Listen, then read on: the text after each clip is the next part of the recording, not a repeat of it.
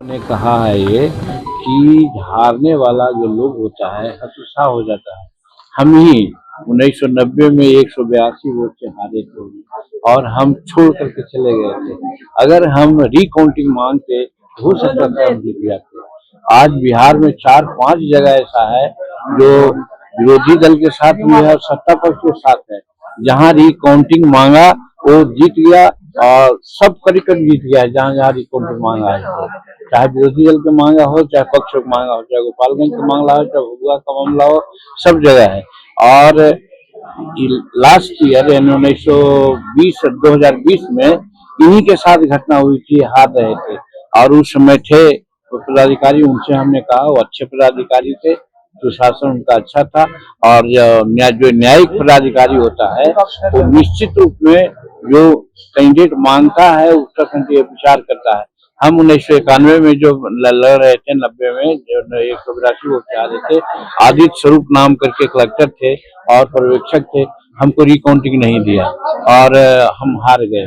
तो उसी प्रकार से इनको कहा कि जब 2020 में आप हार रहे थे, आपने रिकाउंटिंग मांगा, लोग ने दिया, पर्यवेक्षक ने भी और कलेक्टर ने भी, तो आप फिर जीत गए। उसी प्रकार से इस बार भी अगर आप मांगते रिकाउंटिंग तो निश्चित है कि जीत सकते भी थे, या मन में होता है कि भाई हम सही में हार गए हैं। लेकिन आप तो जमीन छोड़ करके भाग गए, स्थान छोड़ के भाग गए।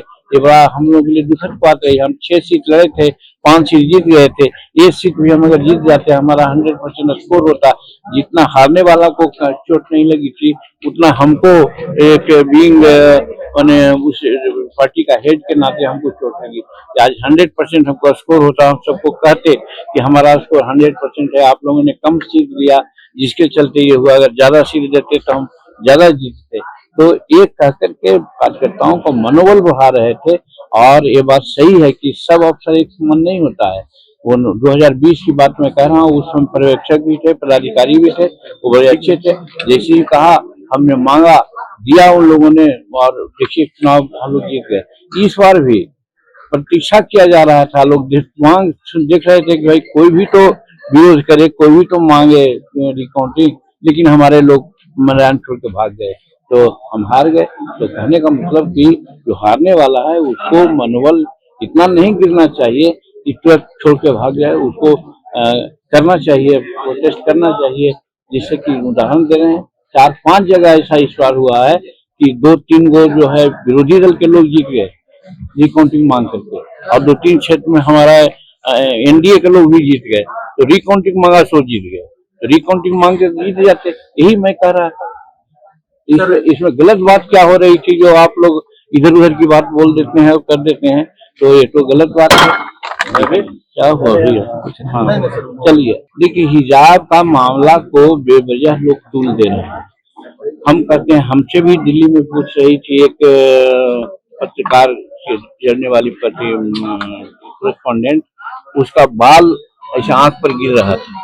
हम उसको कहा कि बेटा अगर तुम्हारा बाल ये है ठीक से रखो तो क्या हद है, अगर ये हम कह रहे तो गलत क्या थी। तो उसी प्रकार से हिजाब था, कहे कि बेटी जो मुंह झाँपे हुए, कल तुम डॉक्टर हो गए, थोड़ा सा हटा लो, कर लो, ये कौन बड़ी बात की बात है। ये तो भी नहीं। अगर ये भी होता कि नीतीश कुमार अगर 20-25 वर्ष के छोकरा होते और उसे करते तो कर सकते थे, तो ये 74 वर्ष के बूढ़ा आदमी उस प्रकार से अगर कह रहे थे कि डॉक्टर बनने जा रहे हो तो पब्लिक से मिलने की बात है, तो मुंह को झाँपे हुए थोड़ा सा हटा लो। गलत क्या कहे उन्होंने, इसीलिए तो तूल देना ही नहीं चाहिए था।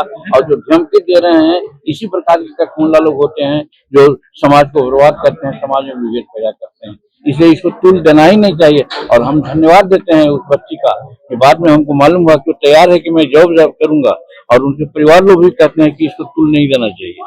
अगर आप ये वीडियो YouTube पर देख रहे हैं तो हमारे चैनल को सब्सक्राइब कर बेल आइकन दबाएं, और Facebook पर देख रहे हैं तो हमारे पेज को लाइक करें।